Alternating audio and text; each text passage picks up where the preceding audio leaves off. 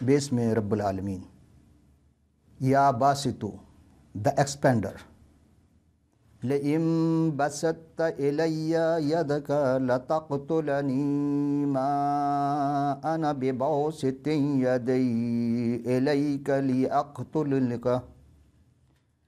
لأقتلک انی اخاف اللہ رب العالمین۔ صدق اللہ العلی العظیم۔ عزیزان من، حقیق عرفان میں آپ تمام سامعین و ناظرین خدمت میں سلام اور خوش آمدید۔ خدا تعالیٰ جو وحدہ لا شریک ہے، جس کے قبضہ قدرت میں پوری کائنات ہے، ہم شکر گزاری کے ساتھ آج ایک نئے عنوان سے آپ کی خدمت میں حاضر ہوئے، یہ سیکھنے کے لیے کہ چونکہ ساری زندگی سیکھتے سکھاتے رہنا ہے۔ اسماء الحسنہ یعنی مظہر صفات خداوندی میں جو اسم کا ہم ذکر کر رہے ہیں وہ ہے یا باسطو۔ عزیزان من، باسط سے ہے، اور باسط کہتے ہیں فراغ دینے والا، بسط کہتے ہیں وسیع دینا، کسی چیز کو توسیع کرنا، احاطہ کو بڑھا دینا۔ اور اصطلاح میں یہ کہا جاتا ہے کہ جب پروردگار کسی کو چاہتا ہے تو اس کو روزی کو بڑھا دیتا ہے، اس کے رزق میں اضافہ کر دیتا ہے۔ اور بحوالہ ہم دیکھتے ہیں یہ جو لفظ میں نے لیا ہے یہ فہرست اللغات کے صفحہ 169 پر ہے۔ بطور صفت جب آتا ہے تو وہ الہی ذات کے لیے استعمال ہوتا ہے، اور روزی فروغ دینا۔ اور اے نبی، ان کو آدم کے دونوں بیٹوں یعنی حابیل اور قابیل کے حالات جو بالکل سچے ہیں پڑھ کر سنا دو۔ جب ان دونوں نے بارگاہ الہی میں ایک ایک نیاز پیش کی تو ایک کے نیاز کو تو قبول کی ہو گئی اور دوسرے کو قبول نہ ہوئی۔ اب قابیل حابیل سے کہنے لگا کہ میں تجھے قتل کر دوں گا۔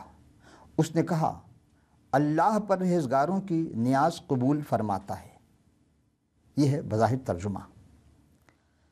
عزیزان من، ہم جب غور کرتے ہیں تو سورہ مائدہ یہ 5واں سورہ ہے، 6واں پارہ ہے اور آیت نمبر 27 ہے، اور فتح محمد جالین صاحب کے ترجمہ قرآن سے لیا ہے، اس کا صفحہ ہے 179 179۔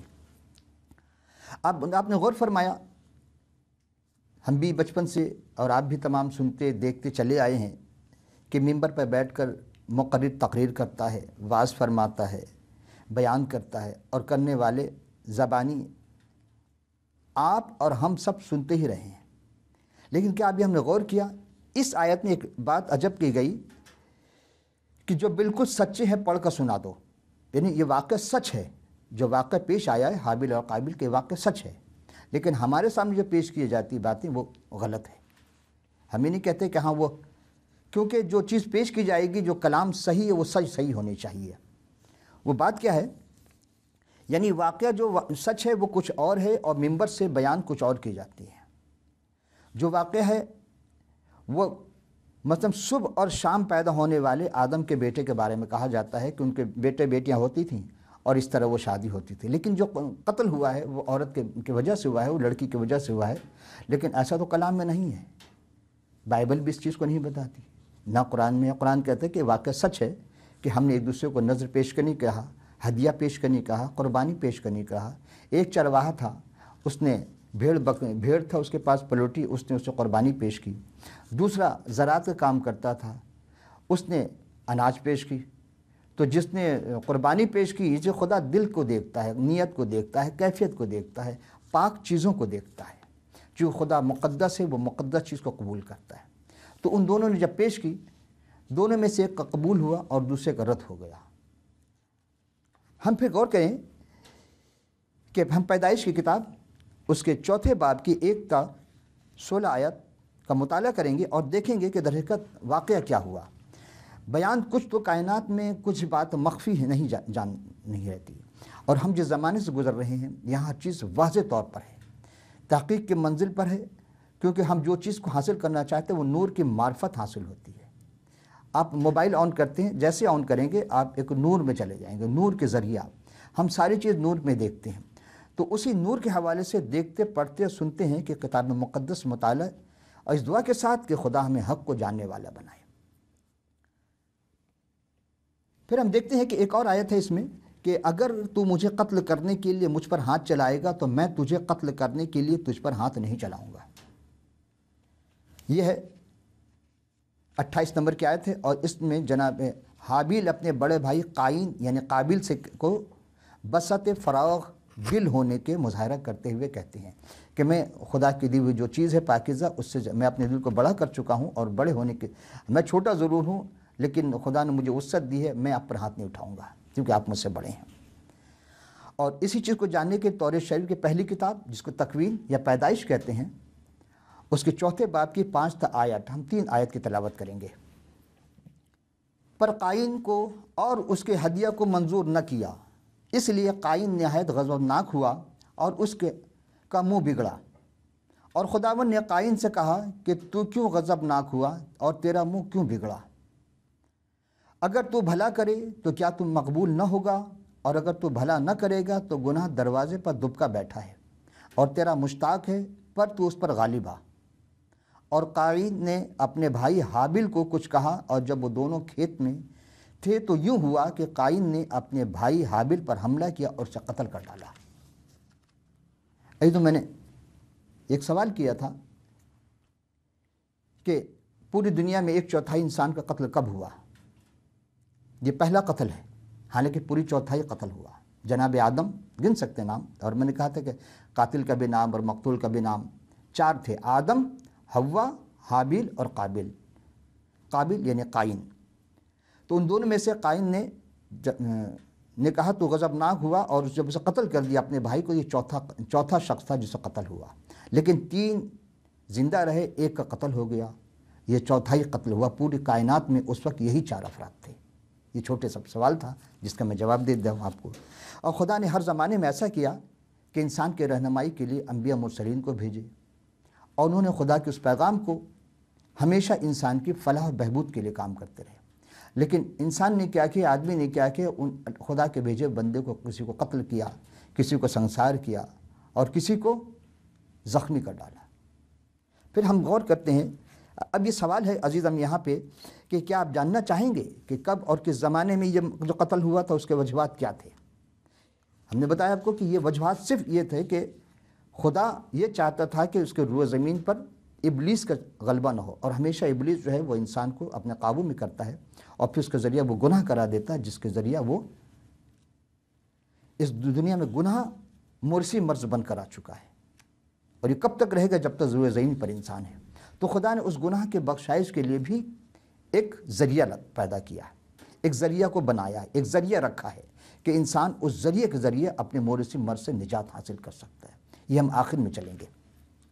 آئیے ہم ایک اور پارہ 13واں پارہ، اور سورہ بھی 13 اس کی آیت نمبر 14 ہے۔ ہم صرف ترجمہ پر اکتفا کریں گے کہ کام کا پورا کرنا تو اسی کا ہے، اور جن کو یہ لوگ اس کے سوا پکارتے ہیں وہ ان کی پکار کو اس طرح قبول نہیں کرتے، مگر اس شخص کی طرح جو اپنے دونوں ہاتھوں کو پانی کی طرح پھیلا دیتا ہے تاکہ دور سے ہی اس کے منہ تک آ جائے، حالانکہ وہ اس تک کبھی نہیں آ سکتا ہے۔ یعنی ایک تعبیر پیش کی گئی ہے کہ کوئی شخص اگر حاصل کرنا چاہے تو دور سے اگر وہ سمندر کے آگے یہاں سے کھڑے ہو کر سمندر کی طرف، یہ جہاں پانی وہاں اشارہ کریں ہاتھ سے کہ پانی آ جائے، تو نہیں آ سکتا ہے۔ آ بھی سکتا ہے، کیونکہ اگر کوئی مالک ہے وہ نوکر سے کوئی اشارہ کرے پانی لے تو پانی تو لا دے گا، لیکن آیت کہتی ہے قرآن کی کہ وہ نہیں حاصل کر سکتا، یہ عام آدمی کے لیے ہے۔ اب آئیے دوسری آیت کے ساتھ چلتے ہیں، اور یہ ہے سورہ کہف آیت نمبر 18، اور سورہ بھی 18 ہے، پارہ 15 ہے۔ اس ترجمہ ہم نے فتح مند جاہلین صاحب کے لیا ہے، اور اس کا صفحہ نمبر ہے 491۔ ساری گفتگو ہماری یہاں سے آغاز ہو رہی ہے کہ ہم دیکھنا چاہتے ہیں وسعت کیا چیز ہے، کہ خدا جب کسی وسعت دیتا ہے کس طرح وسعت دیتا ہے۔ اب وسعت 2 معنی میں آتے ہیں، ایک بھلائی کے کام میں وسعت دیتا ہے، یہ خدا کا کام ہے، انسان کے اپنے اعمال ہیں، اور ایک برائی کے کام میں بھی وسعت ہوتی ہے۔ اب ذہن انسانی کس کو قبول کرتا ہے؟ وہ اچھائی کی طرف جانا چاہتا ہے، برائی کی طرف جانا چاہتا ہے۔ وہ جو چاہے گا وہی ہوگا۔ جب وہ چاہے کہ ہاں خدا ہمارے ساتھ بھلا کرے تو خدا ضرور بھلا، اور خدا ہر لمحہ اس کو بھلائی کی طرف راغب کرنا چاہتا ہے، لیکن وہ ابلیس کے تابع ہو کر کے اپنے نفسانی خواہش میں گر کر کے لیکن ایک وقت ایسا آتا ہے اس کی زندگی میں کہ وہ توبہ کے لیے گامزن ہو جاتا ہے کہ میں توبہ کر لوں۔ اب دیکھیں، آئیے ہم پڑھتے ہیں، وَتَحْسَبُهُمْ اِيقَاظًا وَهُمْ رَقُودٌ ونقلهم بهم ذات اليمين وذات الشمال وكلبهم باسط ذراعه بالوسيد لو اطلعت عليهم لوليت منهم فرارا ولملت منهم رعوبا۔ عجب بات ہے اس میں کہ تم ان کے متعلق خیال کرو کہ وہ جاگ رہے ہیں حالانکہ وہ سوتے ہیں، اور ہم ان کو دائیں اور بائیں کروٹ بدلتے ہیں، اور ان کا کتا چوکھٹ پر دونوں ہاتھ پھیلائے ہوئے تھا، اگر تم اس کو جھانک کر دیکھتے تو پیٹ پھیر کر بھاگ جاتے، کیونکہ ان سے دہشت آ جاتی ہے۔ عزیزم، یہ سورہ کہف ہے، اور بہت ہی عجیب بات یہ ہے کہ خدا نے جتنے بھی اپنے کلام اس دنیا میں نازل کیے، یا انبیاء و مرسلین کے ذریعے لکھوایا، یا ان مقدس ترین لوگوں کے روح القدس کے حوالے سے، ان کی تحریک سے، ان کے معرفت سے لکھوائی، ان میں کہف کا کوئی واقعہ ہمیں نہیں ملتا۔ کتب سماوی کی عہد عتیق کی ہو یا عہد جدید ہو، کہیں بھی تذکرہ نہیں ہے۔ صرف قرآن شریف کی اس سورہ کہف میں تذکرہ ہے کہ وہ 5 آدمی تھے، کہ 3 آدمی تھے، اور کہ 2 آدمی تھے، نہیں کہ یہ الکٹ پچو ہے، نہیں، بلکہ وہ 5 تھے اور ان کا کتا تھا، کسی نے کہا 6 تھے، ان کا کتا 7واں تھا، اور وہ غار کے دروازے پر ہاتھ پھیلائے بیٹھا تھا۔ پہلی تو بات تو یہ ہے کہ کتا کے ہاتھ نہیں ہوتے، ہم نے تو نہیں دیکھا ایسا کتا جس کے ہاتھ ہو۔ بھئی چوپایا ہے، 4 پیر ہے اس کے، پنجہ سے پکڑتا ہے، اب اس کو آپ ہاتھ کہہ دیں، جو بھی پنجے سے پکڑ کر کھاتا ہے یا وہ ہے تو وہ حرام جانوروں میں شمار ہوتا ہے۔ اب ذہن میں سماعت یہ عزیزانم کہ یہ واقعہ ہمیں جناب یشوع نبی کے صحیفہ کے 10ویں باب کی 16 تا 27 آیت میں یہ ملتی ہے کہ وہ 5 بادشاہ تھے جو چھپے تھے اس غار میں آ کر، اور ان کو نکال کر قتل کر کے دوبارہ اس غار میں بند کر دیا جاتا ہے۔ اور پھر چونکہ اصحاب کہف کا جو واقعہ یہ قرآن میں ہے، ہمیں پوری کتاب مقدس میں کہیں بھی اصحاب کہف کا تذکرہ نہیں ملتا ہے۔ غار والے کا تو تذکرہ ہے، لیکن اس کو اصحاب کہف نہیں کہا گیا۔ اب چونکہ عرب کی کوئی تاریخی کتاب ایسی نہیں ملتی جو قرآن سے پہلے کہ وہ گواہی دے کہ ہاں اصحاب کہف کا یہ واقعہ ہے۔ ہمارے پاس کتاب مقدس ہے، اور ہم نے کتاب مقدس کے بارے میں آپ سے عرض کیا تھا کہ جناب نوح کے بعد سے یہ ساری چیزیں تحریر کرنی شروع کر دی، اور اس سلسلے میں ایک پروگرام باقاعدہ ہوا ہے جس میں عصمت و تورات انجیل کے عنوان سے ایک پروگرام تھا۔ آپ دیکھ سکتے ہیں اس کو، عمیق نگاہ سے آپ غور کریں تو اس میں آپ کو مل جائے گی یہ کتاب مقدس کس طریقے سے کتنے لوگوں کی معرفت لکھی گئی کہ کیا کیا حالات ہوئے اور کہاں کہاں پیش کی گئی۔ ایک جگہ نہیں، مختلف مقامات پر مختلف انبیاء سے، مختلف، کبھی موسیٰ کے ذریعہ، کبھی کسی کے ذریعہ، یشوع کے ذریعہ، کبھی حزقیل کے ذریعہ خدا نے لکھوایا۔ زمانے عہد عتیق تک، جناب یسوع مسیح کے زمانے جب آئے تو وہ عہد نامہ جدید ہو گیا۔ اب ہم دیکھتے ہیں کہ اسے زبور 136-25 باب میں جو سب بشر کو روزی دیتا ہے اس کو شفقت ابدی ہے، روزی دینے والی ذات خدا کی ہے۔ امثال 30:8 بطالت اور دروغ گوئی، یعنی کہ کوئی بھی شخص مجھ سے دور کر دے اور مجھ کو نہ کنگال کر، نہ دولت مند، بلکہ میری ضرورت کے مطابق مجھے روزی دے۔ انسان روزی کس سے مانگتا ہے؟ خدا سے مانگتا ہے۔ خدا روزی زندہ کو دیتا ہے، مردہ کو روزی نہیں دیتا۔ ہاں، کچھ جانور ہیں جو دوسرے جانور کھاتے ہیں، مثلا کیڑے مکوڑے دوسرے کیڑے مکوڑے کھا جاتے ہیں، چوٹی کو یہ چھپکلی یا سانپ چاٹ جاتے، کھا جاتا ہے، لیکن وقت آتا ہے چوٹی اس سانپ کو کھا جاتی ہے، کتنا بڑا سانپ، لیکن جب مر جاتی ہے تو سانپ اسے کھا جاتی ہے، چوٹیاں اس کو مار ڈالتی ہیں اور اسے جسم کو زخمی کر کے مر جاتا سانپ۔ اسی طرح شیر دوسرے جانور کھاتا ہے، لیکن شیر کو بھی کوئی تو کھا جاتا ہے۔ ہم دیکھتے ہیں کہ پوری دنیا میں بڑی مچھلی چھوٹی مچھلی کھا جاتی، تو بڑی مچھلی کو بھی تو کوئی کھاتا ہے، اور لوگ بھول جاتے ہیں کہ دنیا میں جب آیا ہے کوئی بھی شخص تو اس کو یہاں اپنے اس اعمال جو بھی انجام دے گا، جس چیز سے پیمائش کرے گا، رب العالمین اسی ترازو پہ، اسی پیمانے سے تول دے گا، اس لیے کہ مکافات عمل ہے۔ اور ہم اب چلتے ہیں یوئیل نبی کا صحیفہ کے پہلے باب کی 16ویں آیت، کیا ہماری آنکھوں کے سامنے روزی موقوف نہیں ہوئی اور ہمارے گھر سے خوشیاں جاتی نہیں رہیں؟ آپ دیکھیں گے کتنے بادشاہ آئے جو انسان ہونے کے خدا کا دعویٰ کیا، خدا ان کو روزی نہیں دیا۔ صبر میں جنابی ایوب علیہ السلام بہت مشہور ہیں، کیا کچھ نہیں تھا ان کے پاس، لیکن جب آزمائش آئی تو ساری چیزیں ان سے جاتی رہیں۔ زمانے کے ساتھ ساتھ انسان اپنے اندر کبھی غور کرے کہ وہ کیا تھا، کیسے اور یہاں تک پہنچا ہے، تو خالق کائنات کے حضور سجدہ ریز ہی میں رہے گا، سر اٹھانے کی ضرورت نہیں کرے گا وہ، کیونکہ اس خدا کے اتنے احسانات ہیں۔ وہ اب انسان کو اس نے پیدا کیا ہے، کیسا تھا وہ انسان کہ خوردبین کے ذریعے نظر آتا تھا، اور اس نے اسے کتنی وسعت دی، ہر چیز کو کھول کر رکھ دیا اس کے، اور 7 فٹ کا جوان، کسی کو 5 فٹ، جس کے جیسا قامت تھی اس کو عطا کیا۔ ہر چیز کو خدا نے روزی دی ہے، عقل کو روزی دی ہے، نگاہ کو روزی دی ہے، جسم کی ہر چیز کو روزی دی ہے۔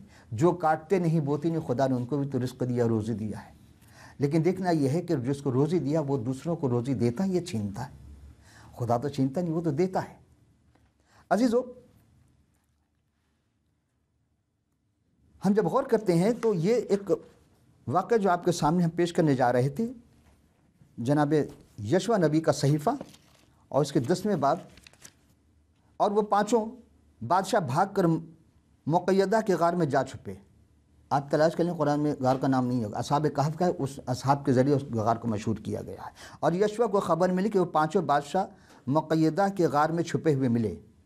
یشوع نے حکم دیا کہ بڑے بڑے پتھر سے اس غار کے منہ پر لڑکا دو، اور دو آدمیوں کو اس کے پاس نگہبان کے لیے بٹھا دو، پر تم نہ رکو، تم اپنے دشمنوں کا پیچھا کرو اور ان میں سے جو بچھڑ گئے ہیں ان کو مار ڈالو۔ یہ خدا کی طرف سے تھا۔ ان کو مہلت نہ دو کہ وہ اپنے اپنے شہر میں داخل ہوں، اس لیے کہ خداوند تمہارے خدا نے ان کو تمہارے قبضے میں کر دیا ہے۔ اور جب یشوع اور بنی اسرائیل بڑی خونریزی کے ساتھ ان کو قتل کر چکے، یہاں تک کہ وہ نیست و نابود ہو گئے، اور جو ان میں سے باقی بچے فصیلدار شہروں میں داخل ہو گئے، تو سب لوگ مقیدہ اور یشوع کے پاس لشکر گاہ کے سلامت لوٹے، اور کسی نے بنی اسرائیل میں سے کسی کے برخلاف زبان نہ ہلائی۔ پھر یشوع نے حکم دیا کہ غار کا منہ کھولو اور ان 5 بادشاہوں کو غار سے باہر نکالو، میرے پاس لاؤ۔ انہوں نے ایسا ہی کیا، اور وہ 5 بادشاہوں کو، یعنی شاہ یروشلم، شاہ حبرون، شاہ یرموت، شاہ لیکس، شاہ عجلون کے جو غار میں تھے، نکال کر ان کے پاس لائے۔ اور جب وہ ان کو یشوع کے سامنے لائے تو یشوع نے ان سب کو، اسرائیلیوں کو بلوایا، اور ان جنگی مردوں کے سرداروں کو جو ان کے ساتھ گئے تھے، یہ کہا کہ نزدیک آ کر اپنے اپنے پاؤں ان بادشاہ کی گردنوں پر رکھو۔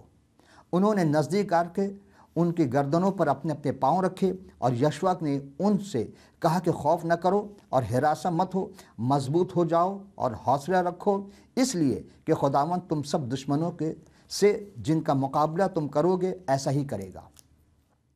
اس کے بعد یشوع نے ان کو مارا اور قتل کیا، اور 5 درختوں پر ان کو ٹانگ دیا۔ اور سورج کے ڈوبنے تک انہوں نے یشوع کے حکم سے ان کو درخت پر سے اتار کر اسی غار میں جس میں وہ جا چھپے تھے ڈال دیا، اور غار کے منہ پر بڑے بڑے پتھر دھر دیے، جو آج تک ہیں موجود ہیں، یعنی جس زمانے میں لکھی گئیں اس وقت تک کی باتیں ہیں۔ اب آپ دیکھیں کہ جو بھی خدا کے کلام سے انحراف کرتا ہے، ظلم کرتا زمین پر، تو خدا کوئی نہ کوئی ایسا اپنا پاک و پاکیزہ بندہ بھیجتا ہے۔ یہ یشوع نبی تھے، اور ان کے صحیفے سے ہم نے تلاوت کی۔ اس میں یہ بات ہے کہ جب وہ غار سے نکلے تو کیا دیکھا، کیا ملا ان کو؟ قرآن تو کہتا ہے کہ وہ آج بھی ہیں، اور یہی بات اس میں بھی ہے کہ جب وہ 5 تھے اور کتا کوئی نہیں تھا، یہ سارے ظالم تھے، جبکہ قرآن میں کہا جاتا ہے یہ نیکوکار تھے اور ظالم بادشاہ تھے، یہ تو خود بادشاہ تھے اپنے زمانے کے، یہ 5 تھے۔ تو اب ظلم کس پر کیا؟ عوام پر کیا، اور خدا نے عوام کو بچانے کے لیے، خدا اپنی مخلوق سے، اپنے انسان سے بہت محبت کرتا ہے، وہ نہیں چاہتا ہے کہ اس کے مخلوق پر کوئی ظلم و تشدد کرے۔ ایسا ہی واقعہ ہم دیکھتے ہیں کہ جب اب آئیے ہم اس طرف چلتے ہیں عزیزو کہ یسوع المسیح فقیہوں کے خلاف ایک خبردار کرتے ہیں سب کو، اور یہ اس کے ساتھ ایک بیوہ کا نذرانہ کی بات آتی ہے۔ یہ مرقس کی انجیل اس کے 12ویں باب کی 37 سے 44 آیت کی تلاوت کریں گے، اور یہی واقعہ متی کی انجیل 23 باب کی 136 آیت اور لوقا کی انجیل 20ویں باب کی 45 سے 47 آیت میں درج ہے۔ داؤد تو آپ اسے خدا کہتا ہے، پھر وہ اس کا بیٹا کہاں سے ٹھہرا؟ اور عام لوگ خوشی سے اس کے سنتے تھے۔ پھر اس نے ان کی اپنی تعلیم میں کہا کہ فقیہوں سے خبردار رہو جو لمبے لمبے جامے پہن کر بازار پھرنا اور بازار میں سلام، یعنی ان کا، اور عبادت خانوں میں اعلیٰ درجے کی کرسیاں اور ضیافتوں میں صدر نشینی چاہتے ہیں، اور بیواؤں کے گھروں کو دبا بیٹھتے ہیں اور دکھاوے کے لیے نمازوں کو طول دیتے ہیں، انہی کو زیادہ سزا ملے گی۔ خدا دکھاوے کے کام کو پسند نہیں کرتا، وہ کہتا ہے کہ جو تمہارے دل و دماغ میں وہی تمہارے سامنے ہونا چاہیے۔ اور پھر انسان کس کو دھوکہ دیتا ہے؟ خدا کو۔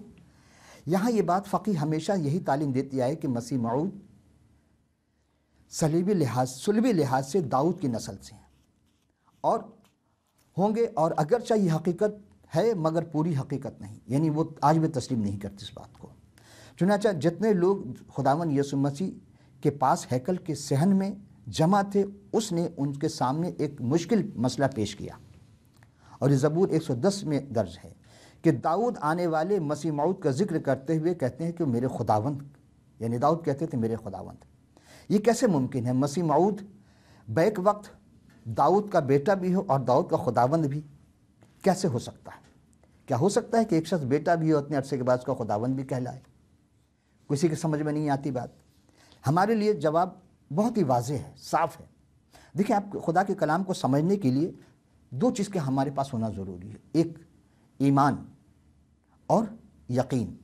اس کے ساتھ ساتھ جتنے ہم زیادہ اپنے آپ کو روحانی طور پر پاکیزہ رکھیں گے تو خدا ہمیں مدد کرتا ہے۔ اور کس سے مدد کرے گا؟ روح القدس کے ذریعہ۔ آج بھی خدا روح کے ذریعے مدد کرتا ہے۔ اب آئیے ہم غور کرتے ہیں، کیونکہ مسیح موعود بشر اور خدا دونوں ہیں۔ ابن داؤد ہونے کے لحاظ سے وہ بشر ہیں اور خدا ہونے کے لحاظ سے وہ خدا ہیں۔ عام لوگ خوشی سے ان کے پاس سنتے تھے اس لیے کہ وہ بیمار تھے، اور بیمار جب آتے تھے تو وہ ان کی تیمارداری کرتے تھے۔ فقیوں کے خلاف جب آپ نے کہا تو فقیر ظاہری طور پر مذہبی اور بڑے لمبے لمبے چوگا جامے وغیرہ پہنتے تھے اور بازاروں میں پھرتے تھے اور اپنے آپ کو عالی شان اور ہر طریقے سے آراستہ سمجھتے تھے کہ ہم اس زمین پر بادشاہ ہیں، جبکہ اور ان کی چونکہ وضاقتہ ایسی تھی کہ کسی محفل میں جاتے ضیافت کے لیے بہترین سامان ان کے پاس طعام کے سامان فراہم کیے جاتے تھے، اور سریعام بڑے بڑے القابات کہتے تھے کہ ہمیں القابات سے نوازا جائے۔ اس طرح وہ انا کی تسکین ہوتی تھی انہیں، لیکن عوام الناس کو بھلا نہیں ہوتا تھا۔ بلکہ وہ کرتے کیا تھے؟ عبادت خانے میں جب جاتے تو اعلیٰ کرسیوں پر بیٹھتے تھے، اور حد تو یہ تھی، آج بھی آپ دیکھیں گے ہمارے یہاں زکوٰۃ فنڈ ہے، کھربوں روپے ہے، کتنی یتیم، کتنی بیوہ، کتنے مساکین کو ملتا ہے؟ نہیں جی، نہیں ملتا ہے۔ ان غریبوں کے نام پر انہی دولت مندوں کو دیا جاتا ہے اور وہ راتوں رات امیر بن جاتے ہیں۔ کیوں؟ وہ امیر کہلاتے ہیں، یہ زکوٰۃ کے امیر ہیں، یہ فلاں کے امیر ہیں، راتوں رات امیر بنا دیا جاتا ہے، لیکن غریبوں کو نہیں۔ اس زمانے میں بھی ایسے ہی لوگ تھے جو یتیم، بیوہ اور مساکین کے حق کو سلب کر لیتے تھے، اور خدا نے ان کو ذلیل و خوار کر دیا، اور یہ بھی ذلیل و خوار ہو جائیں گے۔ کیوں؟ کہ خدا کے زمین پر ظلم خدا برداشت نہیں کر، کافر کی حکومت برداشت کر لے گا، ظالم کی نہیں۔ آپ دو رنگی نہ چلیں، یک رنگی ہو جائیں، سراسر سنگ ہو جائیں یا موم ہو جائیں۔ اور یہی خدا کا کلام ہے کہ وہ کہتا ہے کہ جب وہ کسی کو خاطر نہیں رہتا، خدا پرستی اور روحانیت کا تعلق ان پر دور دور کا نام نشان نہیں تھا۔ آج بھی دیکھ لیں، ہمیشہ دعا کرنے کے لیے آئے دعا کریں، لیکن وہ بد دعا کرتے ہیں، ان کو نہیں پتہ دعا کے لیے ہاتھ کیسے اٹھائی جاتی ہے اور بد دعا کے لیے ہاتھ کیسے اٹھائی جاتی ہے۔ تو خدا ایک ہی وقت میں ان پر درود و سلام بھیج رہے ہیں، اور ایک ہی وقت میں پھر کہتے ہیں خدا ان پر عذاب نازل کرے۔ ایسے کیسے؟ خدا سب کا خدا ہے، اور وہ نہیں چاہتا کہ اس کے خاندان، اس کے قبیلے، اس کے چاہنے والوں پر ظلم ہو۔ ٹھیک ہے، ظلم کرتے جاؤ، لیکن وہ مدد انہی کے کرتا ہے جو اس کو چاہنے والے ہوتے ہیں۔ اب آئیے ہم دیکھتے ہیں یہاں پر کہ باطن میں وہ لالچی اور ریاکار تھے فقیہ فریسی۔ آج بھی دیکھ لیں ہمارے یہاں کیا ہو رہا ہے، اپنے لیے دولت سمیٹتے اور بیواؤں تک کو وہ ان کا مال ہڑپ کر جاتے تھے۔ آج بھی بیواؤں کا مال ہڑپ کر جاتے ہیں، لمبی لمبی دعائیں کرتے ہیں، آج بھی بڑی لمبی لمبی دعائیں ہوتی ہیں۔ آج بھی دیکھیں چوغے کتنے بڑے بڑے پہنے جاتے ہیں، موٹے موٹے الفاظ، ایسے بھاری بھرکم الفاظ استعمال کر دعا میں کہ بیچارہ غریب سمجھ ہی نہیں پاتا ہے۔ اب چونکہ ایک ٹرینڈ بنا ہوا ہے کہ جی ہر جملے کے آخر میں آمین کہنا ہے، آمین کہنا یا سبحان اللہ کہنا، کرتے چلے جاتے ہیں، لیکن دعا سمجھ میں نہیں آتی۔ تو دعا ایسی زبان میں مانگی جائے تو صاف ستھری اور آسان زبان، تاکہ ہر سہل ہر کوئی سمجھ سکے۔ اب ہم آئیے صفحہ اسی باب کے 41 سے 4 آیت کے ہم تلاوت کرتے ہیں۔ بیوہ کا نذرانہ۔ وہ پھر ہیکل کے خزانے کے سامنے بیٹھا، دیکھ رہا تھا کہ لوگ ہیکل کے خزانے میں پیسے کس طرح ڈالتے ہیں۔ بطور دولت مند بہت کچھ ڈال رہے تھے۔ اتنے میں ایک کنگال بیوہ آ کر 2 دمڑی یعنی 1 دھیلا ڈالا۔ اس نے اپنے شاگردوں کو اپنے پاس بلایا اور ان سے کہا کہ میں تم سے سچ کہتا ہوں، جو ہیکل کے خزانے میں ڈال رہے ہیں اس کنگال بیوہ نے سب سے زیادہ ڈالا ہے۔ بتائیے 2 دمڑی، جہاں لوگ ہزاروں کا خزانہ میں ہزاروں ڈال رہے ہیں اپنے خزانے سے، لیکن وہ بیوہ تھی، وہ 2 دمڑی لا کر ڈالتی۔ دمڑی کیسے سمجھ میں آئے؟ بھئی پہلے زمانے میں دمڑی تھی، چھدام تھا، پھر دھیلا ہوا، پھر آنا ہوا۔ اب دمڑی جو ہے وہ دھیلا کے برابر ہوتا ہے۔ آج وہ دھیلا پائی آنا پیسے کا زمانہ نہیں رہا، اب تو روپیہ ہے، بلکہ 1 روپیہ بھی ختم ہو جائے گا کچھ عرصے کے بعد۔ آئیے ہم پھر غور کرتے ہیں، کیونکہ سبوں نے اپنے مال کے بہتات سے ڈالا۔ سب نے کیا جس کے پاس جتنی دولت تھی اس کے حساب سے ڈالا، لیکن اس بیوہ کے پاس اس کی پوری روزی جو 1 دن کی تھی اس نے اپنے لا کر ڈال دی۔ تو یہی انہوں نے کہا کہ سب نے ڈالا تو اپنے بہتات ڈالا، لیکن اس بیوہ نے کیا کیا کہ جو کچھ ڈالا تھا، جو کچھ روزی تھی وہ روزی ڈالتی۔ اب جو اپنی روزی ڈال دے، آج کے زمانے میں کیا کہیں گے؟ کوئی اگر بیوہ آ کر کے اس کے 1 دن کی روزی ہے وہ لا کر ڈال دیتی خدا کے خزانے میں، تو کیا ہوگا اس کا؟ لوگ کہیں کیسی بیوقوف ہے یہ، ارے اپنے بچوں کو بچانا چاہیے تھا، وہ اس کا حصہ بھی لا کر ڈال دی۔ لیکن وہ جانتی تھی کہ نہیں، میں جس کے نام سے دے رہی ہوں اسی نے تو مجھے دیا آج روزی، کل وہ اضافہ کر کے دے گا، اور ہوتا یہی ہے، اس کے نام پر ڈالنے والے بنو تو دیکھو وہ کتنا آپ کو اضافہ کرتا ہے۔ عزیزو، یہاں جناب مسیح یہی سمجھانا چاہتے ہیں کہ روزی طلب کرنا ہے تو کس سے؟ اسی سے،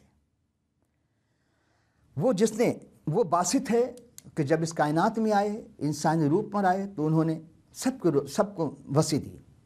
کہیں ایک بیوہ کا بیٹا مر جاتا ہے، اس کی ساری پونجی اس کا بیوہ تھا، اس بیوہ کا وہ بیٹا تھا جو مر جاتا ہے، یسوع نے اس کو زندہ کر کے اس کو خوشی کی دولت، مسرت کی دولت، وہ غم، وہ ماتم قضا کو مسرت میں بدل کر کے اس کو خوشی کی دولت سے اضافہ کر دیا۔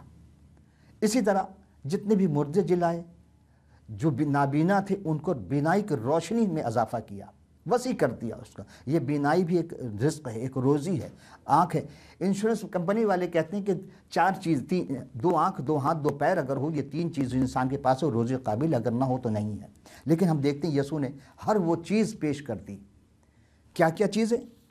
کہ باسط سے مانگو جو تمہیں رزق میں اضافہ کرے گا۔ اور وہ باسط کون ہے؟ جس نے 5000 لوگوں کو کھانا کھلایا، جس نے 4000 لوگوں کو کھانا کھلا دیا، اس سے بڑا باسط کون ہوگا؟